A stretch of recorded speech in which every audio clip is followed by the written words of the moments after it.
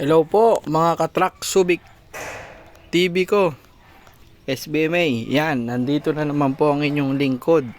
Ayan, makikita nyo naman po ang 6WF1 CRDI 12 wheeler.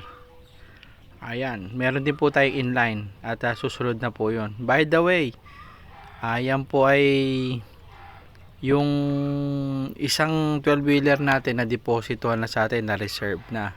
Ito naman, meron ding inline, meron din CRDI. Kung gusto nyo po ng ganyan, PM nyo lang po, or direct call nyo po at gaguide ko kayo sa Subic. Ayan, yan po, ang ganda mga chassis nya. At kung gusto nyo naman po ng financing, meron naman po tayo. Tutulungan po kayong makakuha ng financing. At may mga kaibigan po tayo dyan. Mabilis po ang approval nyan. Kaya makikita nyo po, ang inyong lingkod ay marami nang natulungan. Kaya kung gusto nyo po ng ganyan at makakuha ng quality at affordable trucks, i-PM nyo lang po ako or direct call. Ilalagay ko po dyan sa comment section at description po. Ayan, at sa title. Ayan po, ang ganda, sariwa-sariwa.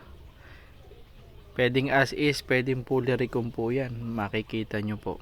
Ayan, 6WF1 CRDI, meron din pong inline. Yan po. Ganda. So, kung sino pang gusto mag-avail nyan, tutulungan po kayo ng Truck Subic TV SBMA natin.